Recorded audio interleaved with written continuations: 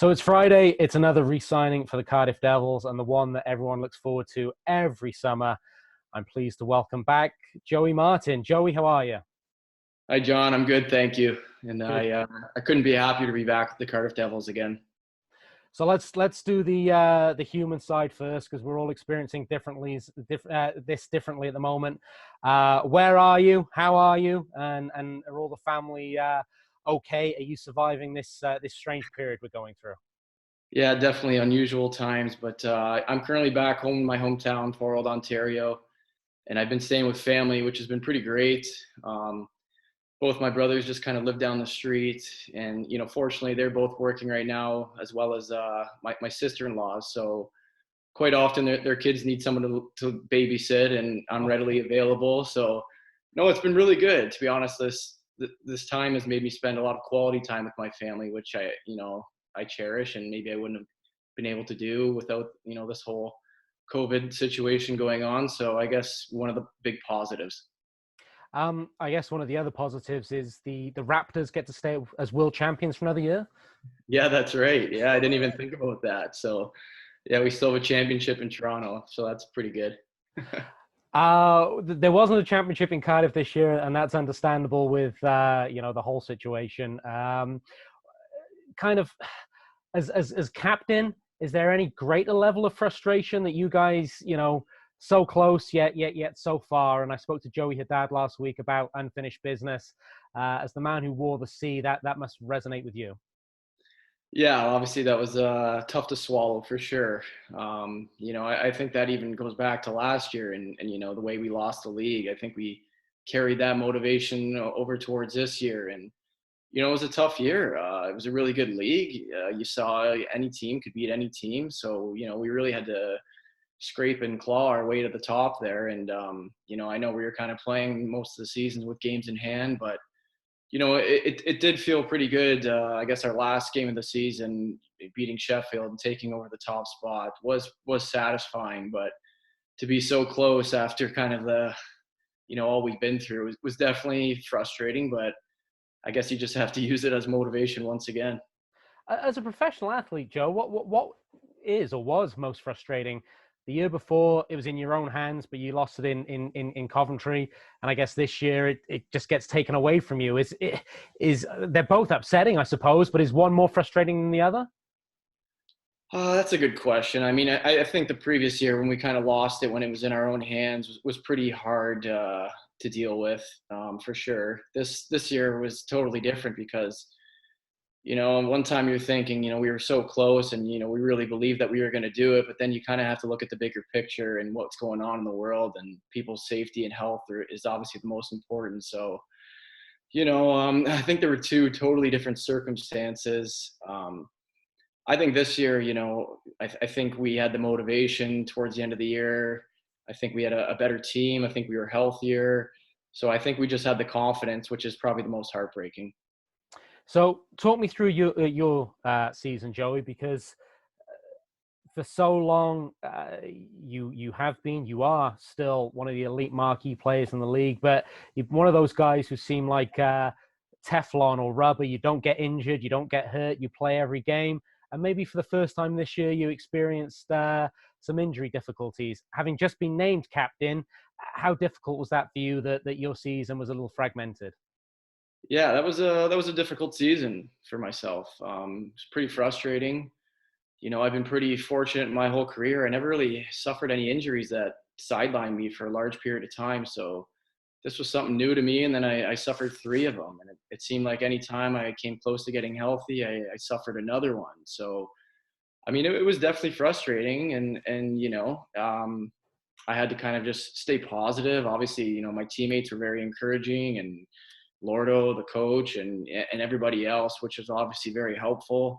I kind of looked at guys like Joe Haddad and Evan Mosey, who just recently, had some injuries, and the way that they dealt with it was pretty inspiring. They showed up, positive, and just their main goal was to get back as soon as they could. But yeah, definitely, it was frustrating for sure, and I felt like I didn't really feel normal until maybe after the Christmas, even maybe a little bit later.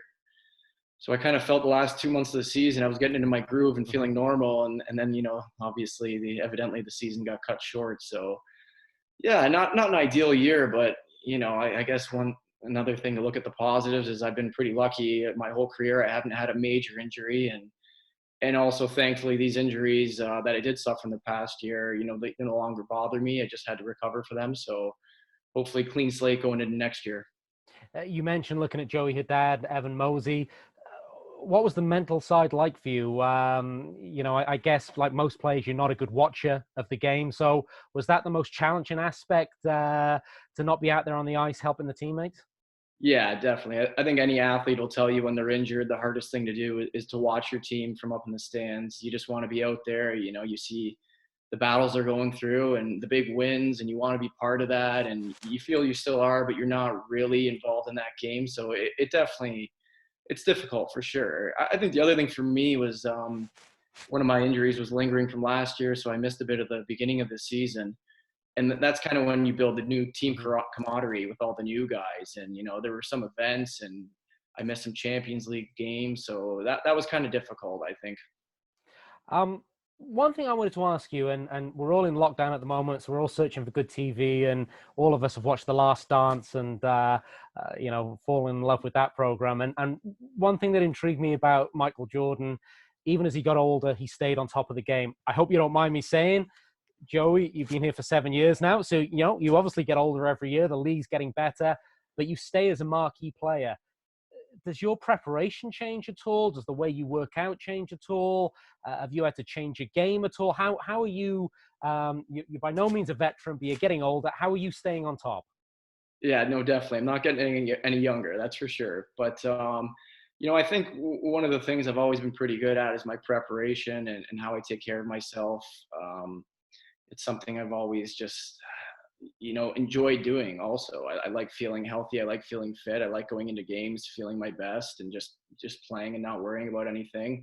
So I definitely think my preparation is the biggest thing. And I think as you get older, you kind of have to adapt a little bit. I think when I was like 21 years old and I was playing university hockey, we were trying to lift as much weight as we could, and which is a lot of Hmm. impact on your joints and muscles. And I've kind of gotten away from that, and I'm being a little bit more strategic in my training.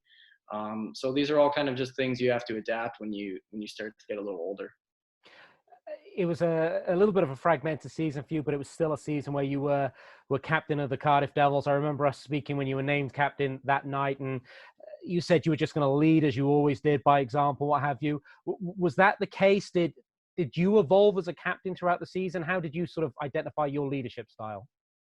Yeah, I definitely think I took the same approach, where it's kind of leading by example, showing up every day, working hard, no matter what. Even if you have your tired days, you still put through with your preparation, your proper warm up, and your recovery and everything. And that's something I try to do every day. I think I've kind of mentioned this before.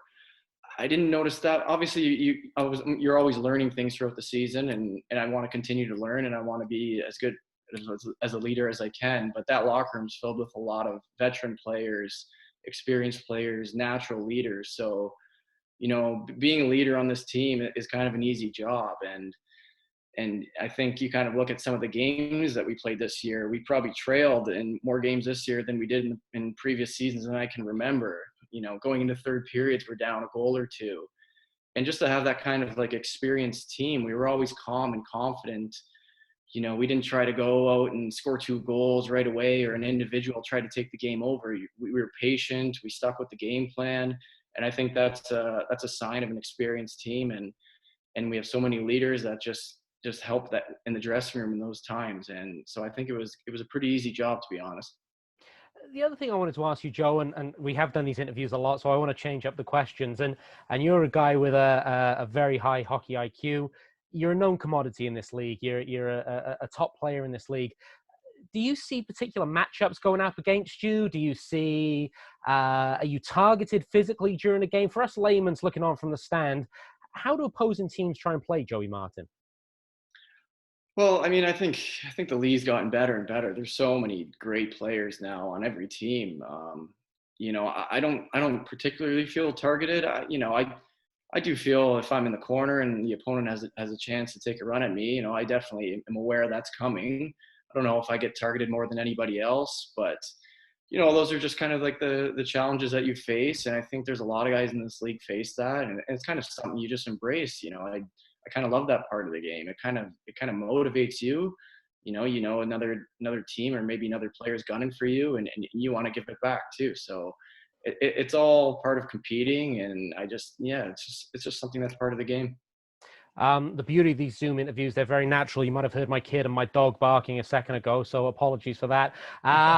Let me talk to you about the guy that was announced last week, Joey Haddad. And I did ask whether you gave him a little bit of abuse for him taking away the Joey Martin trophy, that MVP. But I know you guys are good friends. He had hell of a year, didn't he?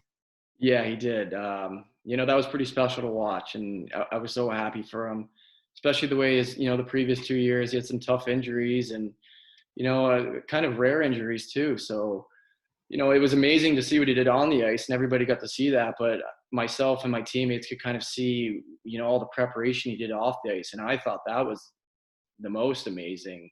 He kind of had to change his whole routine and preparation, and which isn't easy to do when you're 30 years old. And he came to the rink every day. He was positive, even when he wasn't playing. He was giving advice, and I just thought that was really inspiring. And like I mentioned earlier, it really helped me with my injuries this year. I kind of looked at what Joe did, and I wanted to implement that same mentality. So to kind of see everything happened for him this year. Obviously you're just so happy for him. And there's so many times this year he just put the team on his back, and it was pretty incredible to see. So very happy for him.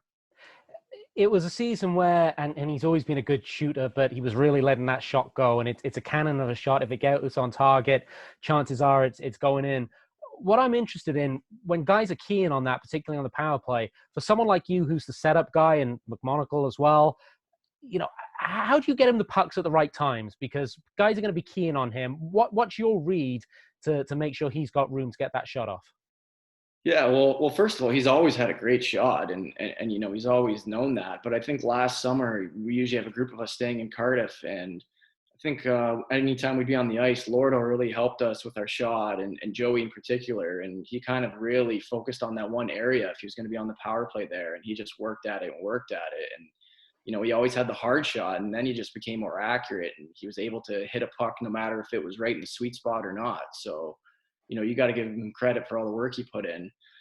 And then as far as the power play and the success, I mean, you got McMonagle at the top, who's very deceptive, and he's able to kind of freeze a defender and slip it over to Joe. And I try to do the same thing. But the special thing about that was after a while, they were starting to kind of shadow Joe or take him away, but that just kind of opens up more space for me, myself, and McMonagle to kind of work that side, and opens up a lot more opportunities. So I think that was a big part of our success there. And obviously our first option was always to go to Joe because he all year just seemed to be able to find that spot. Talk to me about Champions League hockey, Joey, because we always say that the British game is a strange one in that the league trophy is the Stanley Cup. It's the big thing. So fans love the Champions League, but there's always this talk: is it a distraction? Can it affect the league title chase? For you as a player coming back, is the Champions Hockey League always a big draw?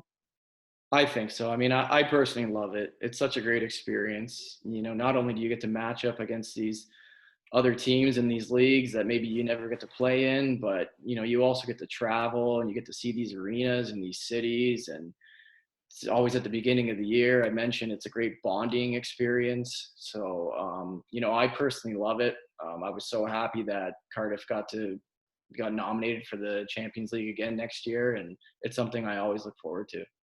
Okay, Joe, those are the serious questions. I don't know whether you saw the Joey Haddad interview last week. We've kind of got this James Lipton inside the actor's studio bit at the end with the quick fire questions. So I'm going to throw a couple at you. One I was thinking about today: if someone makes a movie of Joey Martin's life, his time with the Cardiff Devils, who's playing you in a movie? Who's playing me? Wow.